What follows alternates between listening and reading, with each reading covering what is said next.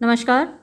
5 poems आपकी हो चुकी हैं। आज 6th पोइम जिसका टाइटल है डैफोडिल्स और इसको लिखा है विलियम वर्ड्सवर्थ ने, जिसको कि माना जाता है ग्रेटेस्ट रोमांटिक पोइट।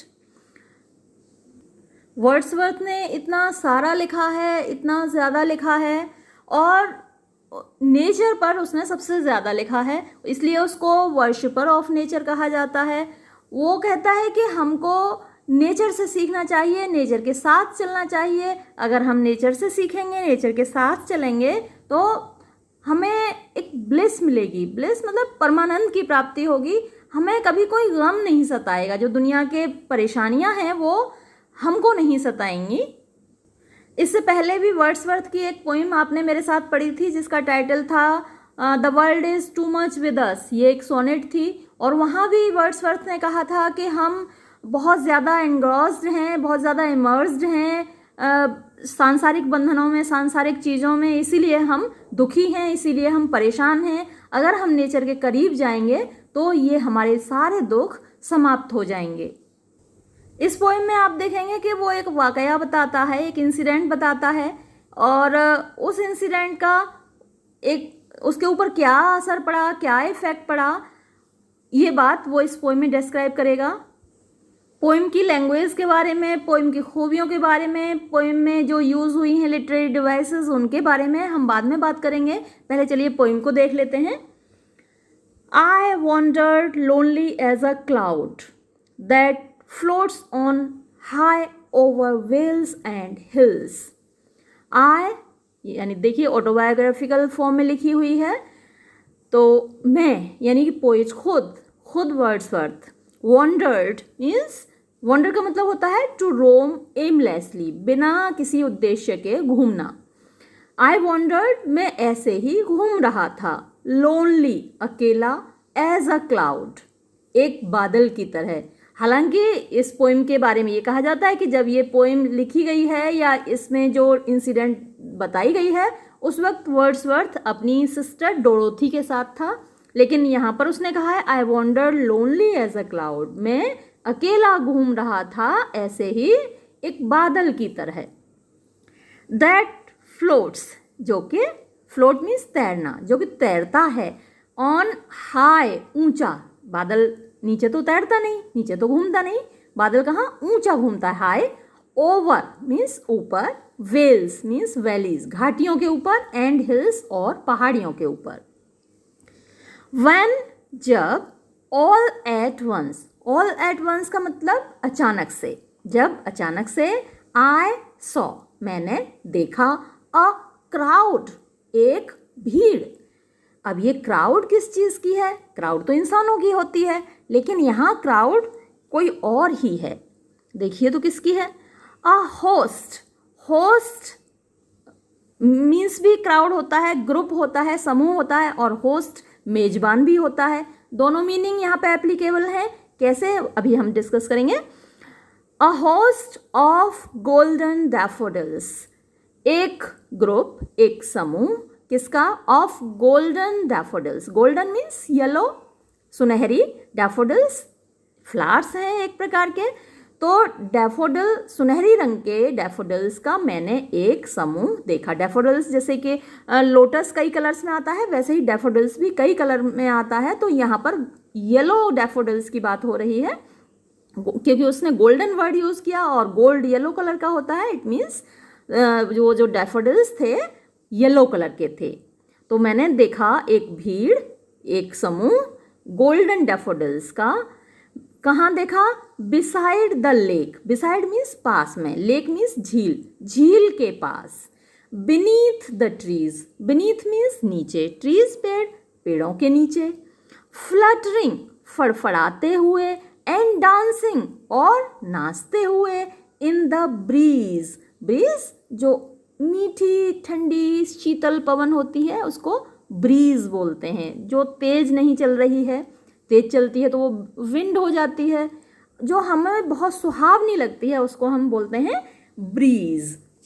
अच्छा, हम बात कर रहे थे कि यहाँ होस्ट, एक तो मतलब हुआ कि होस्ट मीन्स ग्रुप, तो वो तो उसने ऑलरेडी बोला कि बहुत सारे थे डैफोडिल्स, तो वो क्राउड हो गया। अच्छा, होस्ट जो मेजबान वाला अर्थ है वो यहाँ पर कैसे एप्लीकेबल है, क्योंकि देखिए ये जो फ्लावर्स डैफोडिल्स जहाँ पर हैं बिसाइड द लेक, यानी कि झील के पास, ट्रीज के नीचे, तो जहाँ पर हैं वो उनका घर है।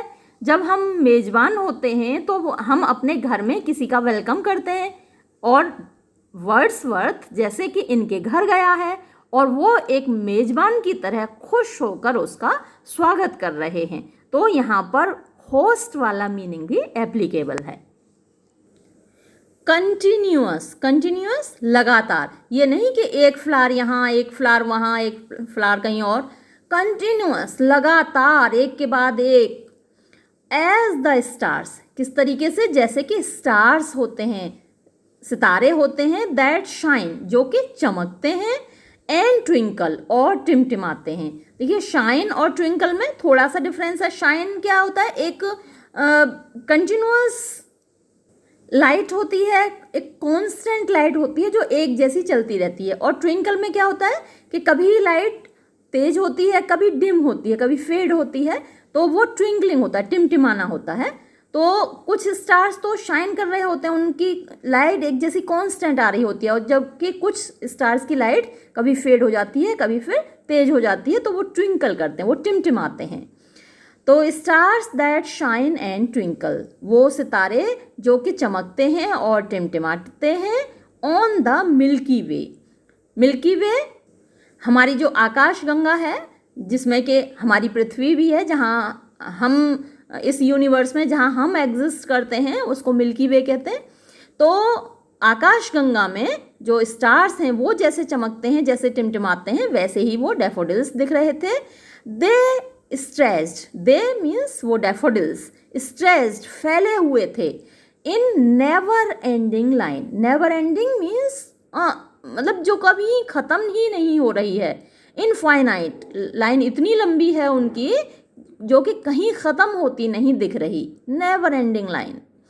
Along the margin of a bay, along means साथ में, द मार्जिन मीन्स किनारा, ऑफ अ बे, बे होती है खाड़ी, जैसे बंगाल की खाड़ी है, यानी कि जहाँ समुद्र का पानी ज़मीन के ऊपर आ जाता है तो वो खाड़ी बन जाती है, और कहीं छोटी जगह में आ जाता है तो उसको खाड़ी नहीं बोलेंगे, वो एक विशाल क्षेत्र होता है, विशाल भूभाग होता है जहाँ पर समुद्र का पानी आकर भर जाता है, जिसको कि हम बे बोलते हैं, खाड़ी बोलते हैं। तो along the margin of a bay, एक खाड़ी के किनारे किनारे, उसके साथ साथ। 10,000 saw I at a glance, 10,000 10,000 saw I मैंने देखे, एट अ ग्लांस एक नज़र में।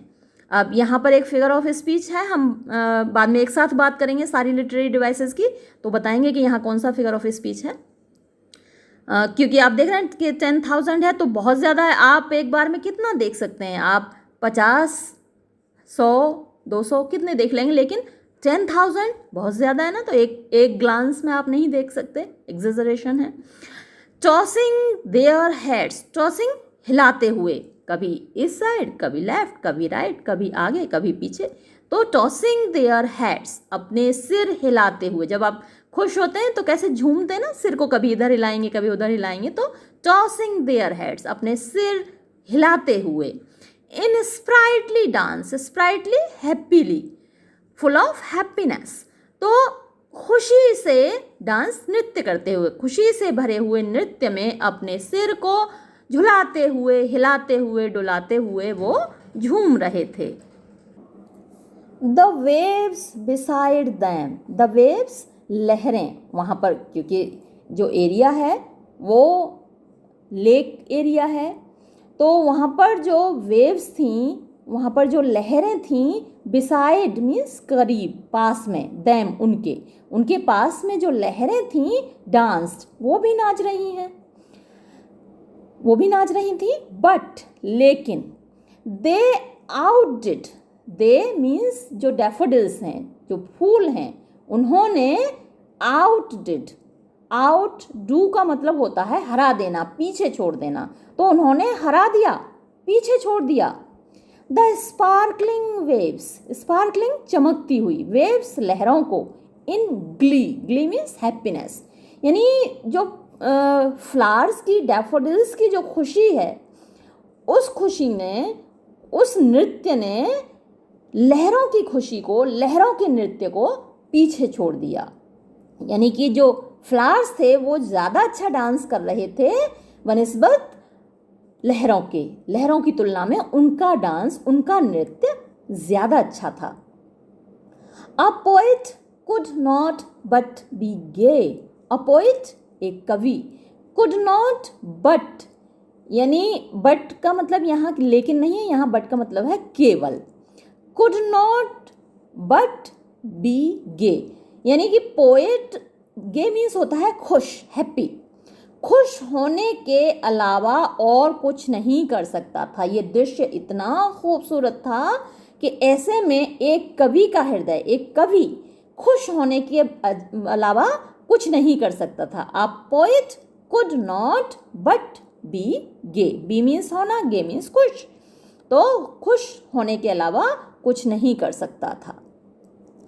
इन सच अ जोकंड कंपनी, यानी सच ऐसी, जोकंड मीन्स होता है खुशी से भरी हुई, full of happiness, pleasing pleasant, company संगति, तो ऐसी प्लीजेंट, ऐसी सुखद संगति में कभी खुश होने के अलावा कुछ नहीं कर सकता था।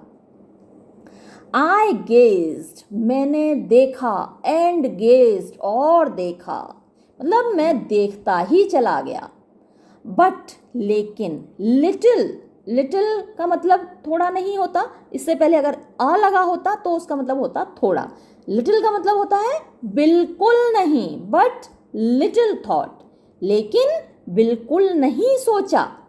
वॉट क्या, वेल्थ धन, कौन सा धन, द शो यानी ये जो दृश्य था, ये टू मी मेरी खातिर, हैड ब्रॉट लाया था, मेरे सामने जो दृश्य था वो मेरी खातिर कौन सी दौलत लाया था, ये मैंने बिल्कुल नहीं सोचा, मैं तो सिर्फ देखता रह गया, क्योंकि वो जो दौलत लाया था, ये दृश्य जो दौलत लाया था वो भी बेशुमार थी। और किसी बेशुमार थी आप अगले स्टेंजा में पढ़ेंगे, क्योंकि पोइट्री अपने आप में किसी दौलत से कम तो है नहीं, ये ऐसा खजाना है जो हम सदियों से सुरक्षित रखे हुए हैं।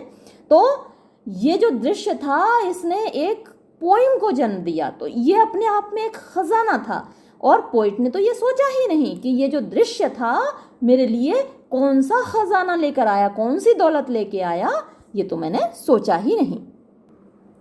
फॉर क्योंकि, ऑफ्ट, ऑफ्ट का मतलब ऑफन, अक्सर, OFTEN, ये ऑफ्ट वर्ड इस फॉर्म में केवल पोइट्री में यूज होता है, प्रोज में इसकी जो फॉर्म है OFTEN ही रहती है, ऑफन, इसका मतलब होता है अक्सर। फॉर क्योंकि, ऑफ्ट अक्सर। व्हेन जब, on my couch, on my couch अपने सोफे पर, अपने दीवान पर, आई लाई मैं लेटता हूँ। इन वैकेंट, वैकेंट मीन्स खाली, उसी से वैकेंसी वर्ड बना है।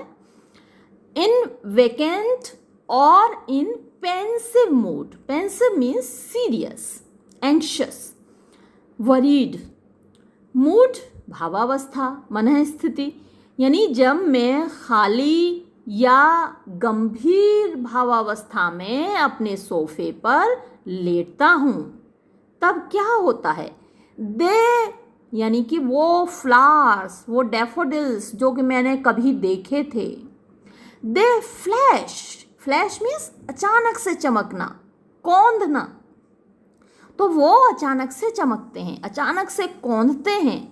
अपॉन दैट इनवर्ड आई, कहाँ चमकते हैं, अपॉन ऊपर, कहाँ, that inward I, inward means अंदर की, आई आँखें, अब ये अंदर की आँखें कहाँ हैं, हमारे मस्तिष्क में, यानी पोइट शांति से लेटा हुआ है अपने सोफे पर, आँखें उसकी बंद हैं, मूड उसका सीरियस है, अकेला है, सॉलिट्यूड है, ऐसी अवस्था में, ऐसी स्थिति में, ऐसी कंडीशन में, शांत दिमाग में आँखें जब उसकी बंद हैं तो वो एकदम से चमकते हैं, कहाँ, पोइट के मस्तिष्क में, पोइट के दिमाग में। दे फ्लैश अपॉन दैट इनवर्ड आई, वो मेरी अंदर की आंखों में, मेरे दिमाग में, मेरे मस्तिष्क में अचानक कौंधते हैं, अचानक चमकते हैं। Which is the bliss of solitude, which जो कि, अब ये विच किसके लिए आया है? उस दृश्य के लिए जिसमें कि वो चमकते हैं, वो कौंधते हैं अचानक से पोइट के दिमाग में। तो विच जो कि, इज है, the bliss, bliss means extreme happiness, परम सुख, परम शांति, यानी आप कह सकते हैं परमानंद। Which is the bliss of solitude, solitude means एकांत। एकांत में आदमी वैसे तो बोर हो जाता है, अकेला आदमी कितना ऊब जाता है, परेशान हो जाता है, लेकिन ये जो दृश्य है वो एकांत का ब्लिस है, एकांत का परमानंद है, उस दृश्य का याद आना। एंड देन, और तब, माई हार्ट, मेरा दिल, मेरा हृदय, विद प्लेजर, प्लेजर खुशी से, फिल्स भर जाता है, तब मेरा दिल खुशी से भर जाता है उस दृश्य को याद करके। And dances with the daffodils, और मेरा दिल उन डैफोडिल्स के साथ नाचने लगता है। यानी डैफोडिल्स तो कभी दूर पहले देखे थे, कितने समय पहले, वो तब नाच रहे थे, और पोइट का हृदय अब नाच रहा है, जबकि वो अकेला है, सॉलिट्यूड में है और सीरियस मूड में भी है। यानी इतना ऐसी कंडीशन है जब व्यक्ति का रोने का मन हो जाए, अकेला हो और सीरियस मूड हो, लेकिन वो दृश्य ऐसी कंडीशन में भी पोइट के दिल को खुशी से भर देता है। तो ये तो थी पोएम। अब बात करते हैं लिटरेरी डिवाइसेस की। अगर राइम स्कीम की बात करें तो देखिए, क्लाउड, हिल्स, और क्लाउड राइम करता है क्राउड से, तो क्लाउड को हम ए कहेंगे, हिल्स को बी कहेंगे, और क्राउड फिर इससे राइम किया तो हम क्राउड को भी ए कहेंगे। लेकिन और डैफोडिल्स हिल्स के साथ राइम कर रहा है तो ये भी बी हुआ, ए बी। अब ट्रीज इनके साथ नहीं राइम कर रहा तो हम उसको सी नाम देंगे, लेकिन ये ब्रीज के साथ राइम कर रहा है तो इसलिए इसको भी हम बी सी नाम देंगे। तो राइम स्कीम हुई ए बी सी, और यही राइम स्कीम चारों स्टेंजाज में रिपीट होती है। पहली लाइन में देखिए ये सिमिली है, I wandered lonely as a cloud. तो एज अ क्लाउड एक कंपैरिजन हुआ, पोइट ने अपना कंपैरिजन क्लाउड के साथ किया और कंपैरिजन के लिए वर्ड यूज किया एज। तो कहीं लाइक वर्ड यूज होता है, कहीं सो यूज होता है, कहीं एज यूज होता है, तो यहाँ पर एज यूज हुआ और पोइट ने खुद को कंपेयर किया क्लाउड के साथ। तो फर्स्ट लाइन में फिगर ऑफ स्पीच सिमिली है। फिर आते हैं when all at once I saw a crowd. अब क्राउड इंसानों की होती है तो ये पर्सोनिफिकेशन हुआ। अ होस्ट, होस्ट का मैंने आपको दोनों मीनिंग बताए थे, होस्ट मीन्स ग्रुप भी होता है, होस्ट मीन्स मेजबान भी होता है।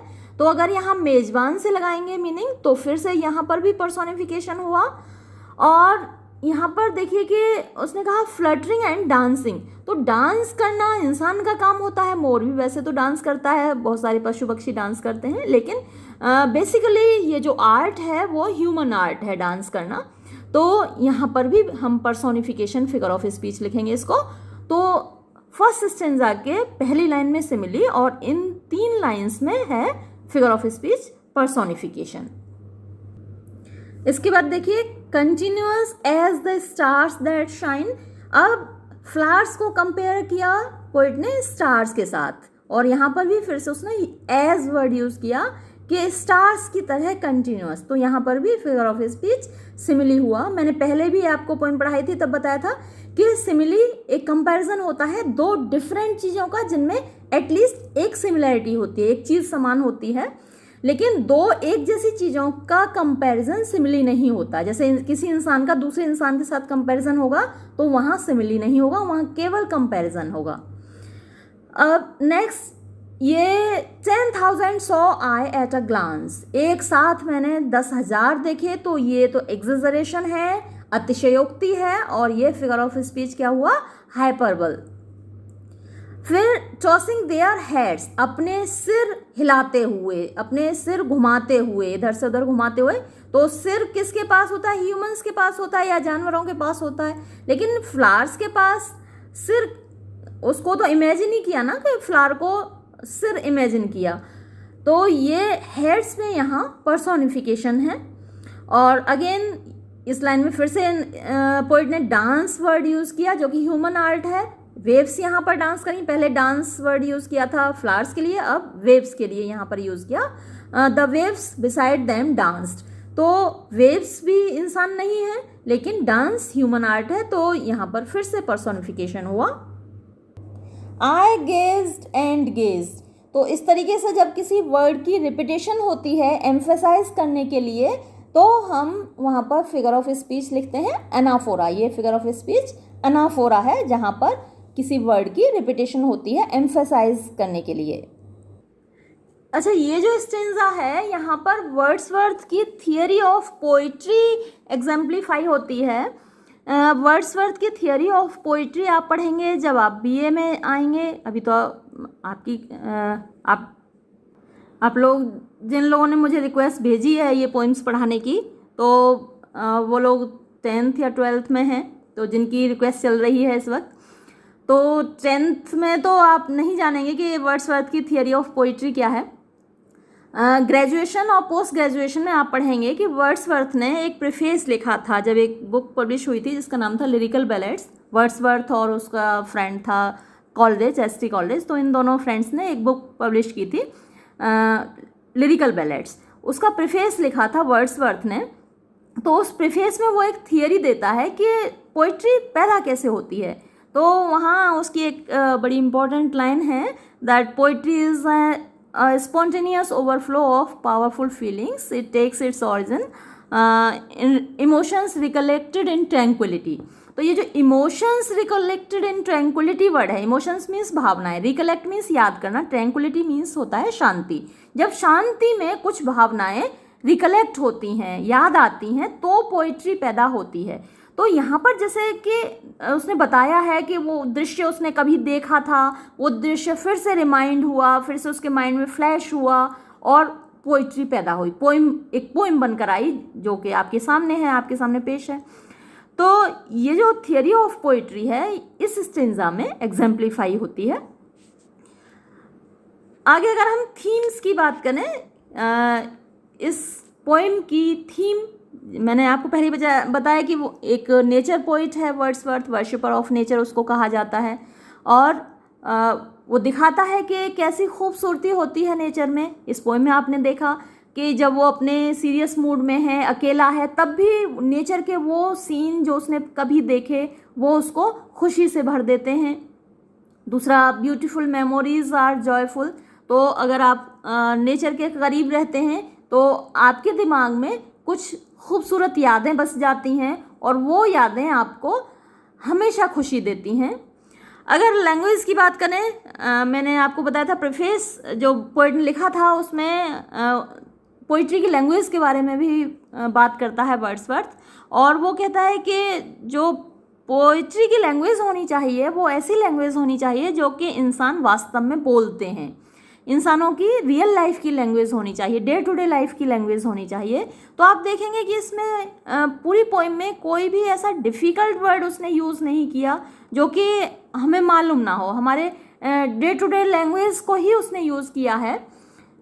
हालांकि उसके फ्रेंड कॉलरिज ने उसको क्रिटिसाइज़ किया था ये कहते हुए कि वर्ड्सवर्थ कहता है कि day to day language use करो, जबकि वो अपनी खुद की पोइम्स में बहुत डिफ़िकल्ट और बहुत बड़ा टेक्निकल वर्ड्स यूज़ करता है। लेकिन इस पोइम में ऐसा नहीं है, इस पोइम में सारे वर्ड्स ही इजी थे, कोई डिफ़िकल्ट वर्ड नहीं था। अब मुझे लगता है आज के लिए इतना काफ़ी है। अगली पोइम अगले वीडियो में। Thank you.